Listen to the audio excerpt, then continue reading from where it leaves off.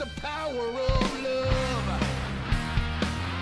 Hello everyone, welcome back to the Guitar Pick. I'm Captain Logan. And I'm Art. Today we're going to talk about something I feel hardly qualified to talk about, which is somewhat par for the course with things that Jeffrey picks for us to talk about sometimes. Jeffrey likes to pick challenging things and kind of expand our palettes, and we sure appreciate him for it. Today, Jeffrey wanted us to review Pure Comedy by Father John Misty. Was this an artist that you were familiar with, that you had ever heard of? Only because Jeffrey messaged me and asked if he should see Hotel Artemis because Father John Misty is in it, and he said it's one of his favorite musicians. Oh, he's in that movie? Yeah, apparently he's in that movie. Oh, cool. We'll have to look for him Yeah. next time we watch it. Yeah. Because we're the only two people on the planet that loved that movie and called it one of the best movies this year. But I will watch that again. Yeah. So, Father John Misty apparently has been around for a while, and this is his album from just last year, the 2017, and he is really self-aware and even kind of self-deprecating in places in this album, and has some lyrics in one song about how it's that like 13-minute long song where he's like, yeah, you probably like my early stuff better, and yeah, it's better, but this is what I'm doing now. It's really funny. What did you think of this? So I can sum up my thoughts very, very quickly and easily. I adored this, and almost immediately.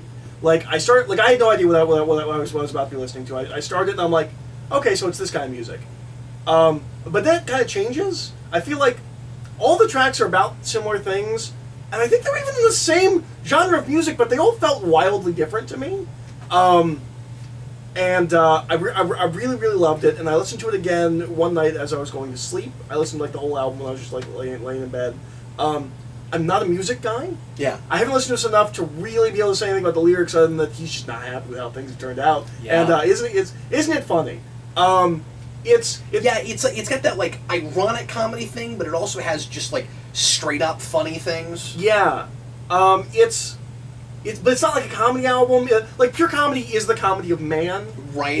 But he also has amusing things to say sometimes. Yes, yeah, and he's really good with the wordplay and things like that. But like, I feel really unqualified. I don't have anything to say other than that.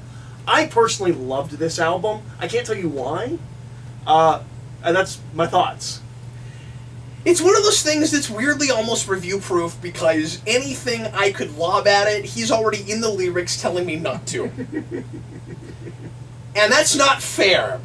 And and maybe that doesn't actually make a thing review-proof, but he's basically coming out and saying, what I'm doing is not conventional, it's not supposed to be, I'm doing what I feel like doing, and maybe I'm reading too far into this, but maybe part of the idea is part of the problem with the world is everybody's held to certain standards and conventions, and maybe we'd be better off if people were more individual and were allowed to just do their own thing. He sings about, in places, about how he's not that talented, and I think that's very funny. He sings about how he's not, he never learned lead guitar. Do you remember that?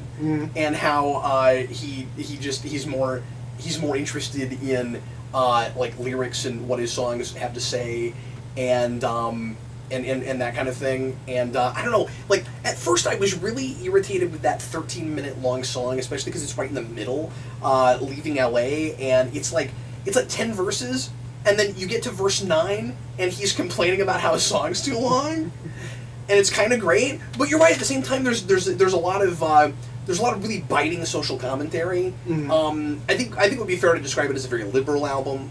Yeah, absolutely. It's an album that sounds like it was made in the 70s about things going on right now. Yeah. No, that's a great way of putting it. And if I had to describe it musically, I've been thinking about this, it's like a cross between just... And I dabbled a little bit in a little bit of his other music, and a lot of his other stuff seems to be a little bit more produced than this. Okay.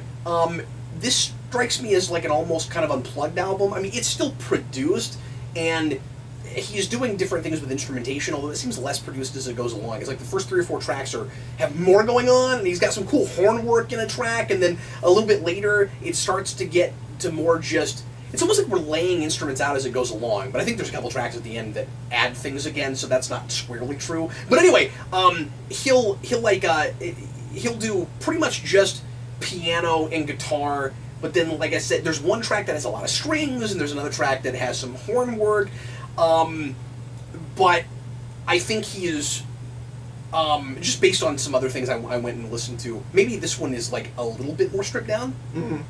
But I'm not sure. And there's some tracks that are a little bit more kind of just folk melody kinds of things. But anyway, if I had to describe it musically, it sounds to me a lot of it like a cross between like an Elton John and a Ben Folds. Yeah, I was gonna say like kind of like folk Elton John. But with some of that piano stuff, there's a lot of Ben Folds in it. I don't know Ben Folds. Ben Folds 5?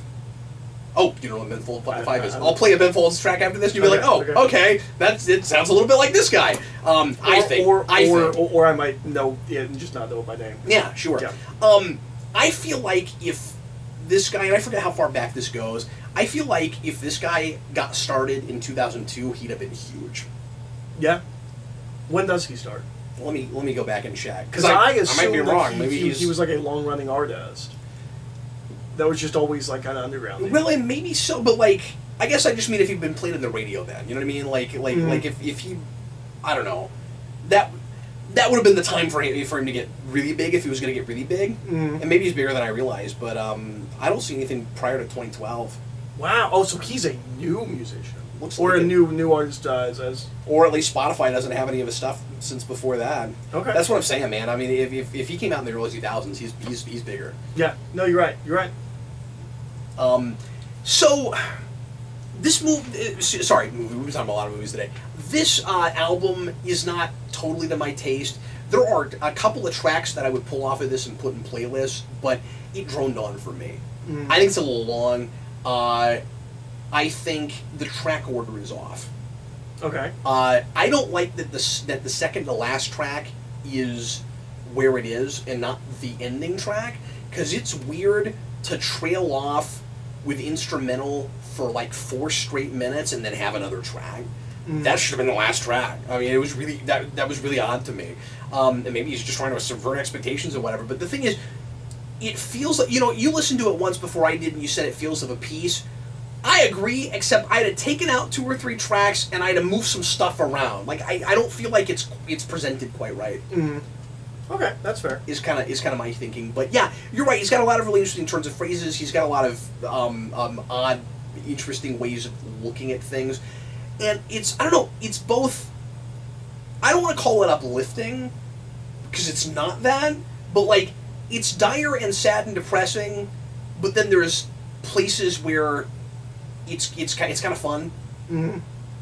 I guess I wouldn't say chipper, but like, I don't want to slip my wrist when I get done listening to this. But what's that? I said bubbly. Yeah, but maybe not. Yeah. I don't know. I mean, more just with ideas and things. He's. I'm sure all of his stuff's not like this. This album seems a little bit like a stand-up comic. That's that. Yeah, I got that a lot. But I'm glad I listened to it. Like I said, there's definitely a couple tracks on this. And like a biting like 70s stand-up comic. That I would totally go back to. Yeah. Let me look at this track list for a second, because I've not talked nearly enough about the... I didn't look at any like the individual tracks, so like I just listened to it as just a whole thing. It's like I did that too, but I checked some of the... Ballad of the Dying Man is probably the best song for my money on this album. I enjoyed that a lot. Total Entertainment Forever is quite amusing and surprised me, because I didn't know he was going to go for recent pop culture references the way he does, and he makes this squarely about now, and he just sounds like a modern philosopher, right? I mean, he opens with Taylor Swift. Like in the first track, like very quickly, he mentions Taylor Swift. I thought that was in that second track that I'm talking about, but maybe that was also... Oh, maybe this second track. I thought it was the first track. But yeah. No, it's fascinating. Yeah. It's just a little long. But anyway, well, thanks for watching the guitar pick, folks, and thanks to Jeffrey for requesting it, and I feel more cultured, so I'm glad we listened to that. Yeah. We're going to go on now to our penultimate segment today, and I'm going to talk a little bit about a book about Sitting the Edge Forever, the Star Trek episode. This will now be the second time we've talked about that episode, the two of us, or at least that I'll be bringing up. You didn't actually read this, which is unfortunate because you need to, but I'm going to talk about some Harlan Ellison stuff. So Harlan Ellison stuff. Wow, I can't talk.